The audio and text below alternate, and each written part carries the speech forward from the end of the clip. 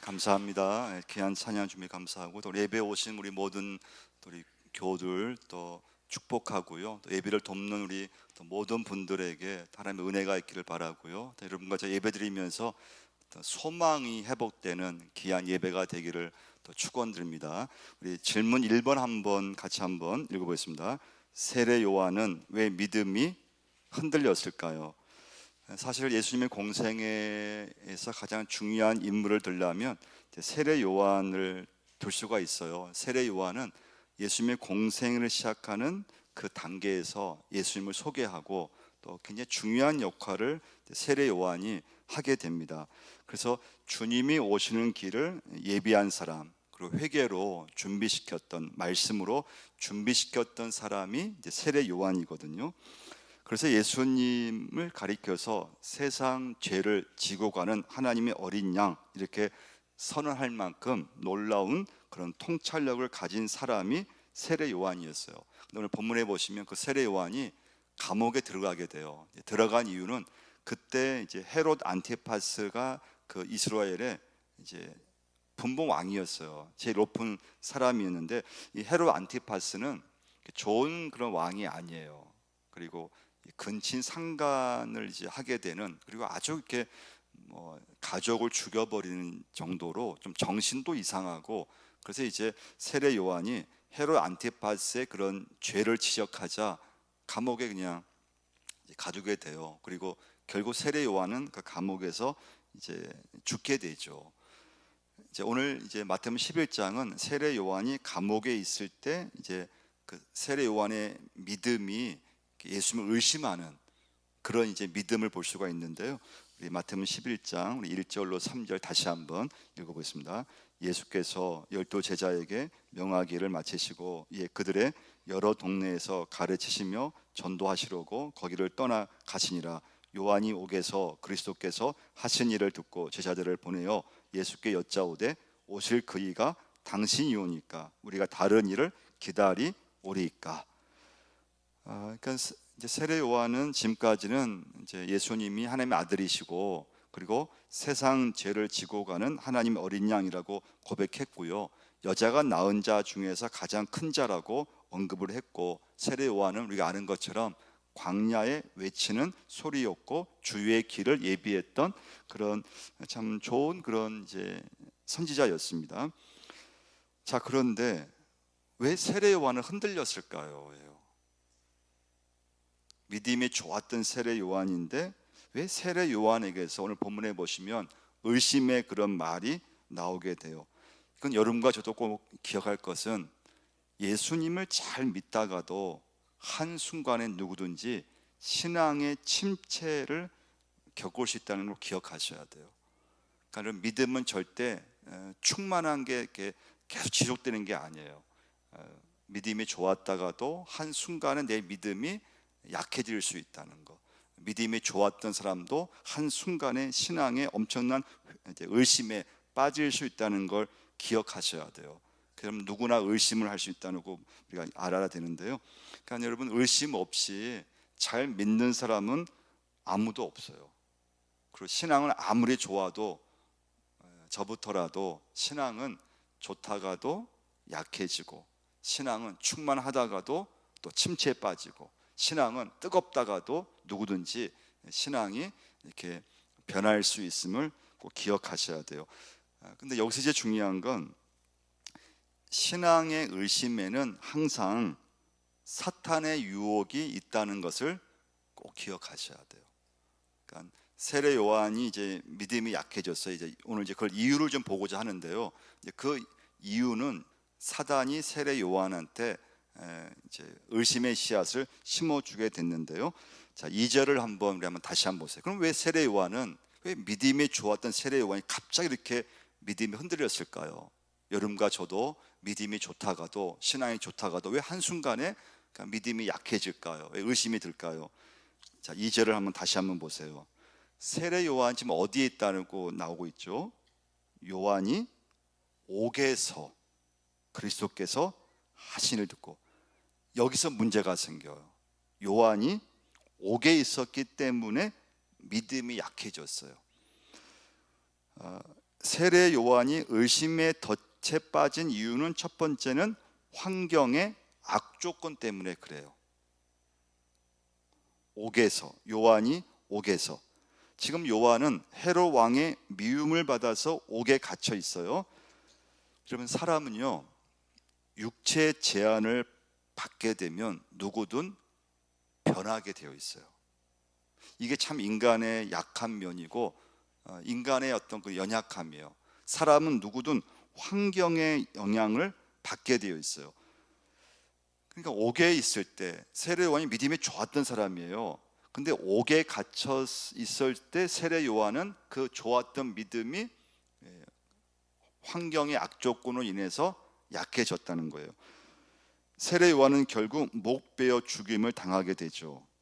근데 세례 요한의 마음속에 옥에 갇혀 있으면서 의심이 싹트기 시작한 거예요. 이때 중요한 건 세례 요한이 신앙이 없어서가 아니라는 걸 기억하셔야 돼요.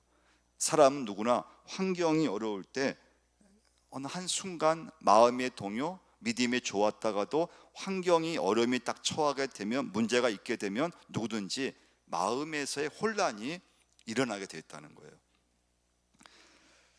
사람은 환경의 제한을 받을 때, 육체의 고난이 왔을 때, 어떤 문제가 생겼을 때, 그때 여러분, 우리의 믿음과 마음은 쉽게 변할 수 있음을 꼭 기억하셔야 돼요. 그러니까 세례 요한은 이 감옥에 오래 있으면서 갑자기 믿음의 어떤 좀 의심, 그런 게 생긴 거예요. 그러니까 사람이, 우리 믿음도 잘 될 때는 주님을 찾고 믿음이 이렇게 잘 유지가 돼요. 근데 사람은 누구나 좀 일이 잘 안 되고 어려움이 딱 오면은 때론 믿음을 잃어버릴 수도 있고 교회를 떠날 수도 있고 쉽게 변할 수 있다는 거예요. 자, 두 번째는요, 세례 요한이 왜 의심을 품게 되었을까요? 두 번째 이유는, 이건 여러분과 저도 해당되는 거예요. 예수님을 간접적으로 경험했기 때문에 그래요. 이런 복음서 한번 말씀 기억하시면서 과연 세례 요한이 예수님과 만났던 한번 장면이 뭐가 있을까 한번 생각해 보세요. 세례 요한이 예수님과 만났던 장면. 예수님이 세례 받을 때 세례 요한한테 와서 세례를 받게 되잖아요. 그 이후에 성경을 보시면 없어요. 세례 요한이 예수님과 만났다든지 예수의 말씀을 들었다든지. 세례 요한은 예수님이 이제 요단강에서 직접 만나서 세례를 베푼 그거 외에, 그리고는 예수님을 만난 적이 없어요. 그게 전부예요. 그러니까 성경에 보면 그 이후에 예수님을 만났다거나 대화를 했다든지 그런 모습이 없어요. 그러니까 이제 우리 믿음은 언제든지 간접적인 경험은 참된 능력이 되지 않아요. 그러니까 여러분과 제가 예수를 이렇게 믿고 이렇게 예배드리고 말씀을 또 이렇게 듣고 하고 하잖아요. 그렇지만 그 신앙생활을 하면서 직접적인 내가 예수님을 만나는 경험이라든가 말씀을 내가 어떤 은혜를 받았던 경험이라든가 기도하면서 어떤 응답을 받은 경험이라든가, 그래서 그런 이제 경험을 통해서 믿음의 확신을 이제 얻게 되어 있어요. 그러니까 내가 예수 믿으면서 주의 은혜 가운데 내가 주님을 만나는 체험이 있으셔야 돼요. 직접적인 체험이 있으셔야 돼요. 근데 이제 세례 요한은 그런 직접적인 주님과의 그런 만남이 없었어요. 그러다 보니까 감옥에 들어가는 이제 거기서부터 이제 의심이 갑자기 이제 세례 요한에게 들어온 거예요. 자, 이때 이제 예수님의 반응이 중요하죠. 자, 4절과 5절 한번 보시면요, 4절과 5절 한번 읽겠습니다. 예수께서 대답하여 이르시되 너희가 가서 듣고 보는 것을 요한에게 알리라. 맹인이 보며 못 걷는 사람이 걸으며 나병 환자가 깨끗함을 받으며 못 듣는 자가 들으며 죽은 자가 살아나며 가난한 자에게 복음이 전파된다 하라. 자, 여기서 중요한 건 뭔가 하면요, 예수님은 꾸짖지 않았다는 거예요. 그래서 여러분과 저도 이렇게 뭐 자녀들이 이렇게 신앙생활에 대해서 뭐 의심을 한다든지, 또는 가족 중에서 신앙생활을 의심을 한다든지, 또는 좀 신앙생활 좀 잘했으면 좋겠는데 좀 내 기대만큼 이렇게 따라오지 못할 때가 있잖아요. 그때 여러분 이렇게 너무 신앙적인 면으로 너무 이렇게 비난하거나 혼내면 안 돼요. 왜냐하면 신앙은 이렇게 혼낸다고 해도 되는 게 아니기 때문에 그래요. 신앙은 나는 막 열심히 하고 비교했을 때 내 배우자든 좀 이렇게 좀 영적으로 좀 하면 좋을 것 같은데 그런 생각 들 때 있잖아요. 그때는 기도를 해주셔야 돼요. 그 절대 신앙적으로 이렇게 좀 따라오지 못하고 좀 비교했을 때 왜 그렇게 믿음 없는 말을 할 수도 있잖아요. 근데 그때 그걸 잘 수용하면서 받아주면서 그걸 비난하지 말고 이렇게 기도해 줄 수 있으셔야 돼요. 예수님은 세례 요한의 마음을 누구보다도 잘 알고 계셨던 거예요. 세례 요한이 믿음이 없어서가 아니고 지금 이 감옥이라는 환경 속에서 잠깐 그 환경 때문에 믿음이 약해졌다는 거예요.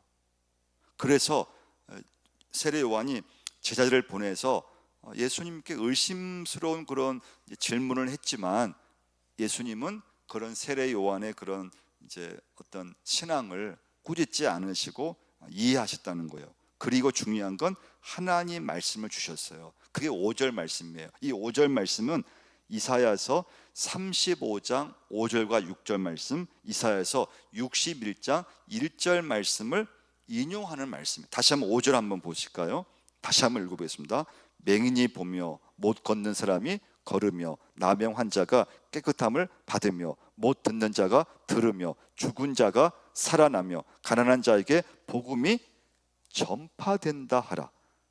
지금 예수님에게 의심을 품고 있는 세례 요한에게 주님은 따뜻한 사랑과 애정을 가지고 말씀으로 세례 요한을 위로하시는 예수님을 보게 됩니다. 여러분 꼭 명심할 건, 여러분과 제가 내가 예수를 이렇게 믿고 신앙생활을 하지만 환경에 따라서 내 믿음은 약해질 수 있어요. 그 여러분 교회에서 또 헌신을 많이 하게 되면 반드시 탈진이 오게 되어 있어요.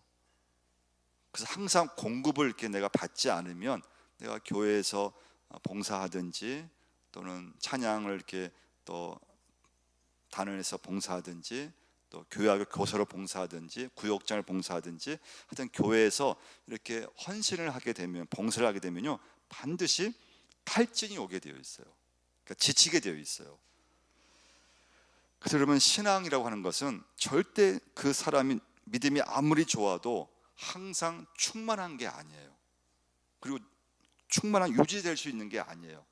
충만하다가도 반드시 지치게 되어 있고 믿음이 약해지게 되어 있고, 또 문에 충만하다가도 또 반드시 또 막 침체가 와버려요. 그래서 그것을 그 리듬을 잘 타고 넘어가는 사람이 이제 성숙한 믿음의 사람이에요. 근데 이게 너무 막 믿음이 좋았다가 또 갑자기 그냥 신앙이 쭉 내려갔다가 막 열심을 냈다가 또 갑자기 또 그냥 막 침체 들어가, 이게 너무 굴곡이 심하면, 기복이 심하면 이제 이게 좀 성숙하지 못한 거고요. 기복이 이게 있는데, 기복이 당연히 있는데 신앙이, 내 믿음이 항상 충만한 건 아닌데, 근데 그때 믿음이 약해졌을 때 다시 잘 회복해 나가는 거. 그래서 이제 주변 사람이 봤을 때 저분은 참 믿음이 한결같아. 저분은 저렇게 어려움도 있는데 또 저렇게 믿음 생활을 잘하지.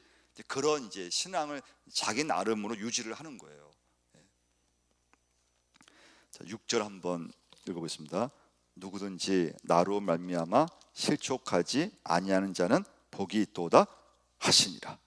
그래서 여러분 사람은 누구든 완벽한 신앙생활을 할 수 없다는 거예요. 누구든 여러분 사람은 내 믿음이 아무리 좋아도 완전한 신앙생활은 절대 할 수 없어요. 그러니까 여러분과 저의 믿음이 절대 좋다고 생각하시면 안 돼요. 내 믿음 하나님 앞에서 참 형편없는 믿음이야. 이런 고백을 하셔야 돼요. 근데 내 믿음이 참 너무 좋아, 난 신앙생활 너무 잘했어, 그쪽으로 가시면 절대 안 돼요. 신앙생활 잘한 것 같아도 하나님, 제 믿음이 참 형편없는 믿음이었습니다.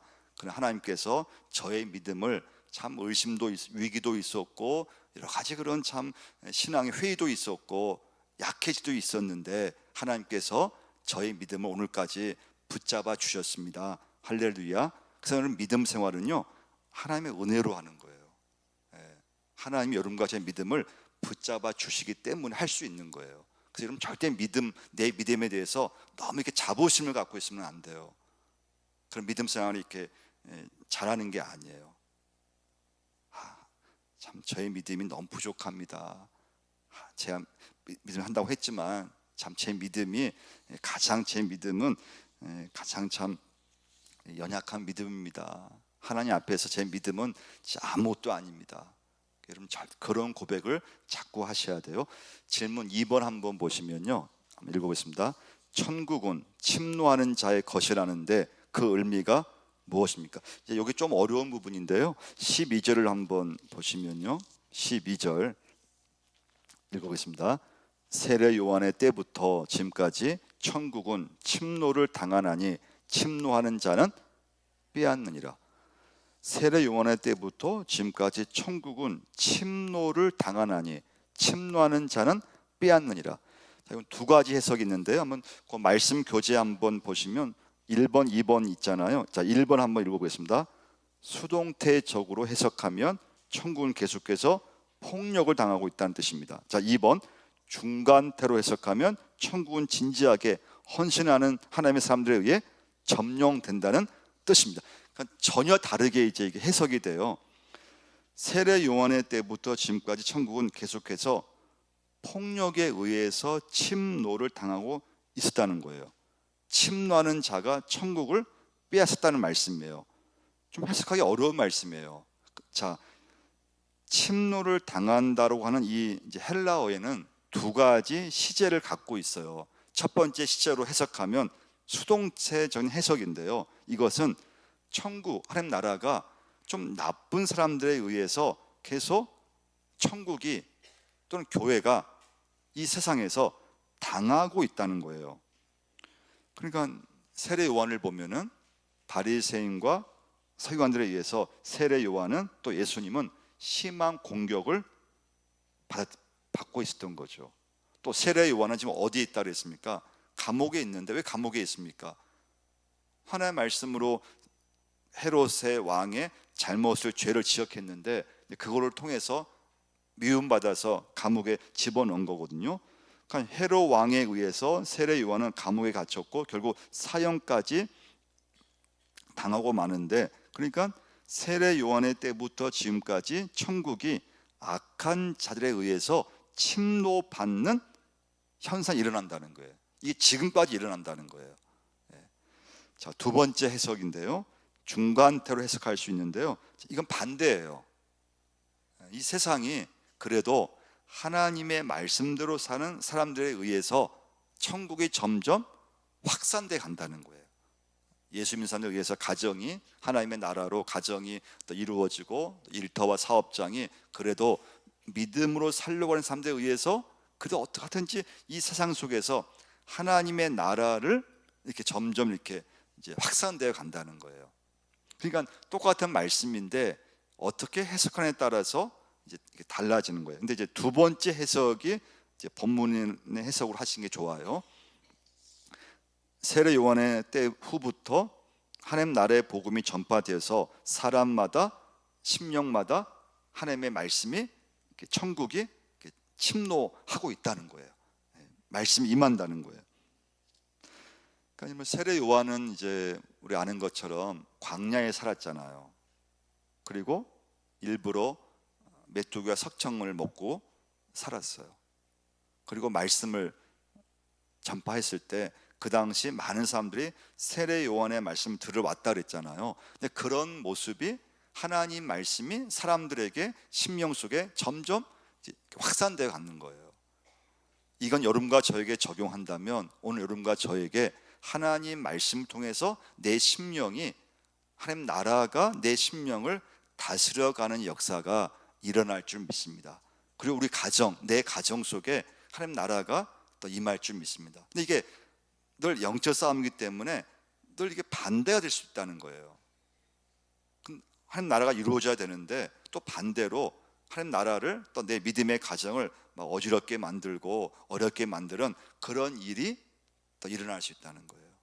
그래서 여러분과 제가 이제 두 번째 메시지 중요한 건 이제 믿음의 역할인데요. 우리 말라기서 한번 보겠는데요. 말라기 4장 4절 말씀 한번 찾아보겠습니다. 구약 성경 제일 마지막 보시면요. 말라기 4장 4절부터 6절까지 한번 보겠는데요. 자, 구약 성경 제일 마지막은 어떤 말씀으로 끝날까요? 같이 한번 말라기 4장 4절로 6절까지 한번 읽어보겠습니다. 너희는 내가 호렙에서 온 이스라엘을 위하여 내 종 모세에게 명령한 법 곧 율례와 법도를 기억하라. 보라, 여호와의 크고 두려운 날이 이르기 전에 내가 선지자 엘리야를 너희에게 보내리니 그가 아버지의 마음을 자녀에게로 돌이키게 하고 자녀들의 마음을 그들의 아버지에게로 돌아가게 하리라. 돌이키지 아니하면 두렵건대 내가 와서 저주로 그 땅을 칠까 하노라 하시니라. 이게 구약 성경 마지막 말씀이야. 근데 여기 5절 말씀에서 내가 선지자 엘리야를 너희에게 보내리니, 이 엘리야는 세례 요한을 상징하는 말씀이에요.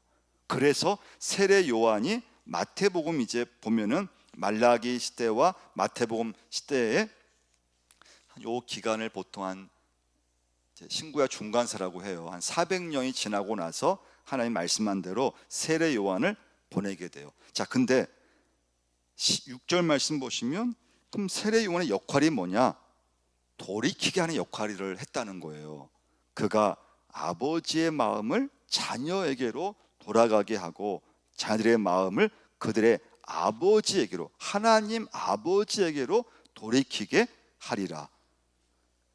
그러니까 세상 속에 가졌던 마음을 하나님께 마음을 가질 수 있게끔 그렇게 돌이키게 하는 역할을 세례 요한이 했다는 거예요. 이것이 여러분과 저의 역할도 되는 줄 믿습니다. 우리의 역할이에요. 사람들의 마음을 세상에서 천국으로 바꾸게 하는 거, 이게 우리 교회의 역할이에요. 그러니까 구약에서 우리가 알고 있는 모든 선지자들, 이사야, 또 뭐 엘리야, 에레미야, 뭐 하박국, 호세아, 그런 선지자들의 역할이 뭐냐? 하나님에게로 마음을 돌이키게 하는 역할을 했다고 하는 거예요. 그럼 오늘날 이제 교회 역할이 뭐냐는 거죠. 여러분과 제가 우리 교회에서 여러 가지 봉사도 하고 교육 사업도 하고 구제 사업도 하고 하지만 교회의 가장 중요한 역할은 사람들 마음을 하나님에게로 돌이키게 하는데 있는 줄 믿습니다. 이게 교회 역할이에요. 더 여러분과 저의 역할이에요. 내 자녀를 어떻게 하든지 하나님께로 마음을 돌이키게 하는 거. 그래서 천국은 침노를 당하고 있다는 거예요. 그래서 악한 사람들에 의해서 침노를 당하기도 하지만 또 천국을 사모하는 수많은 영혼들에 의해서 지금도 심령마다, 가정마다, 또 일터마다, 또 세상 속에서 이 천국이 만들어지고 있다고 하는 거예요. 그래서 거기에 여러분과 제 역할이 있어요. 우리 역할이 뭐냐? 내가 관계된 사람들, 내 가정, 또 어떻게 하든지 하나님에게로 돌이키게 하는 거, 하나님에게로 연결시켜 주는 거, 그게 여러분과 제 역할이에요. 교회 역할이에요. 자, 세 번째 질문 한번 또 보시면요, 읽어보겠습니다. 예수님의 멍에는 과연 가볍고 쉬울까요? 자, 28절 말씀인데요. 마태복음 11장 끝에 부분이에요. 28절부터 30절까지 읽어보겠습니다. 수고하고 무거운 짐진 자들아 다 내게로 오라. 내가 너희를 쉬게 하리라. 나는 마음이 온유하고 겸손하니 나의 멍에를 메고 내게 배우라. 그리하면 너희 마음이 쉼을 얻으리니 이런 내 멍에는 쉽고 내 짐은 가벼움이라 하시니라. 이 말씀도 여러분 이제 잘 들으시면 이 말씀의 본 뜻을 잘 이해하셔야 되는데요. 그럼 내 멍에는 쉽고 내 짐은 가벼움이라 하셨잖아요, 예수님께서요. 그러면 과연 예수님의 멍에는 그럼 가볍고 쉬운 것인가? 28절 말씀에서 예수님께서 수고하고 무거운 짐자들아 다 내게로 오라고 했잖아요. 다 내게로 오라고 하는 것은 내가 해야 할 부분이에요. 그건 사람이 해야 될 부분이에요. 주님께 가야 돼요. 그건 내가 해야 돼요. 예수님께 가는 믿음이 필요하다는 거예요. 여기서 중요한 이제 단어는 다라는 단어예요. 다. 누구든지 다 내게로 오라는 거 하는 것은 조건이 없어요. 그러니까 누구든 어떤 사람이든 다 주님께 올 수 있다는 거예요. 그건 조건이 없어요. 누구든 다 주님이 초청하셨어요. 다 내게로 오라. 예수님 우리의 과거를 묻지 않으시고 하여튼 누구든 사람들은 다 주님께 올 수 있어요. 여러분과 제가 예수님께 가야 돼. 이건 내가 해야 될 부분이에요.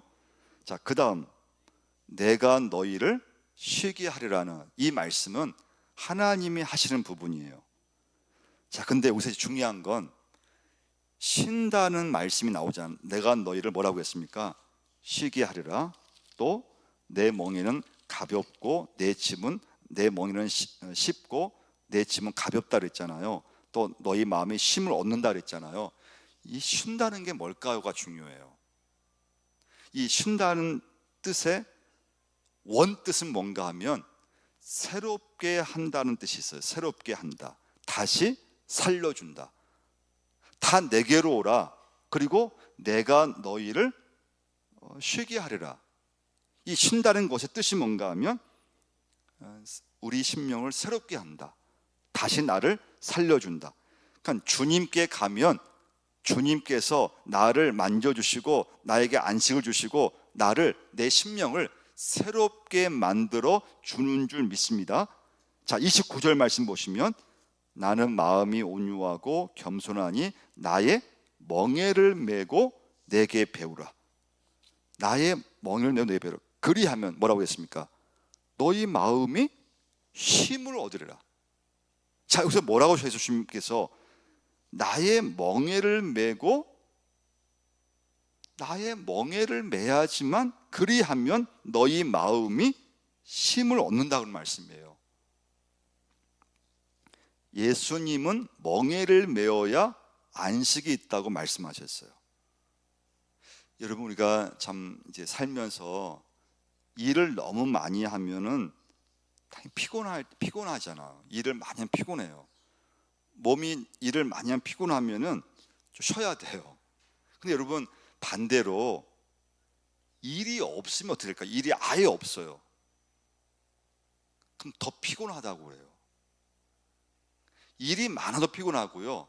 일이 아예 그냥 없이 그냥 매일 논다. 그러면 이게 쉬는 게 아니고요. 더 피곤하대요. 그러니까 일이 적당하게 있어야 된다는 거예요. 노는 것이 쉬는 게 아니라는 거예요. 계속 놀면 고통스럽다는 거예요.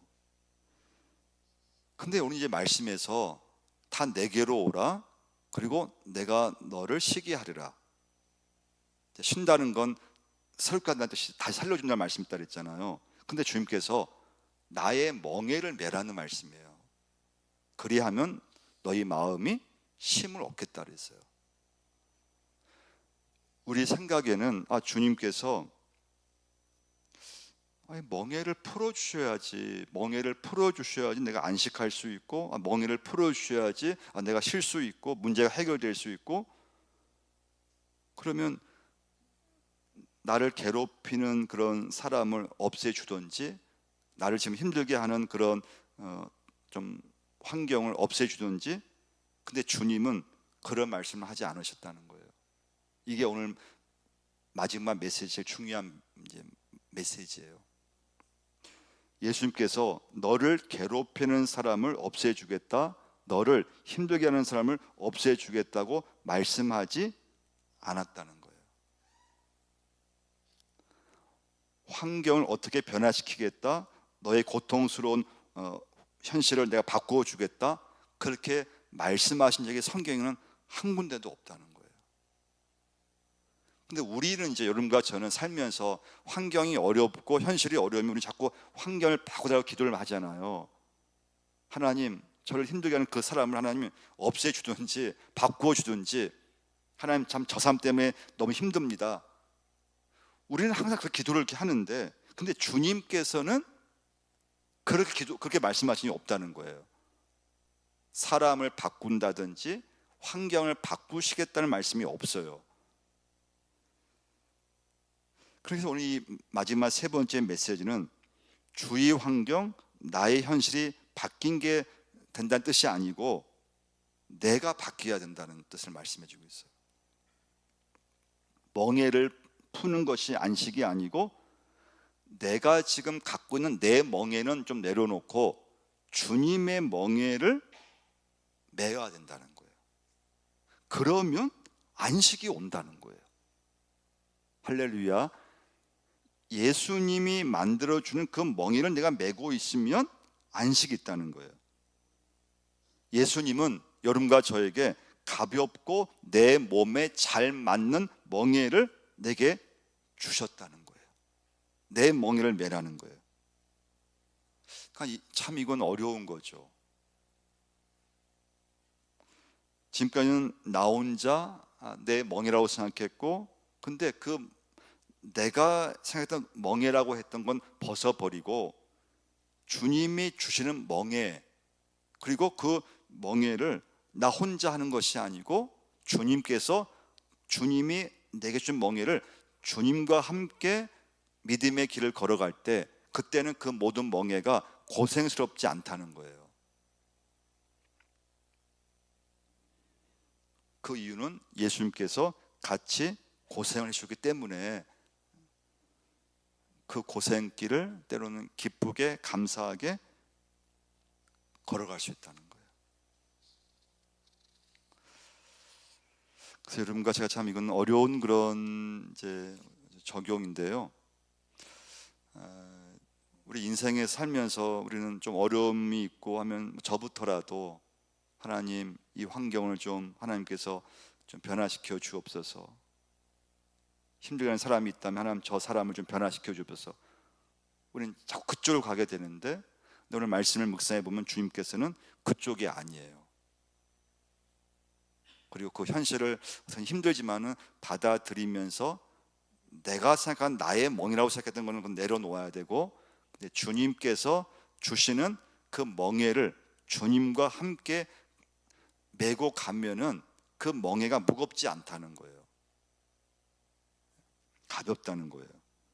그래서 주님이 이끄시는 대로 여러분과 제가 따라가면 그것이 안식이라는 거예요. 그러니까 우리는 뭐 안식하면 그냥 놀고 그냥 쉬고 그냥 좀 어려운 문제가 해결되고, 우리 그걸 안식이라고 생각했고 쉰다고 생각했잖아요. 근데 주님 말씀은 전혀 반대예요. 우리가 생각했던 건 완전히 반대예요.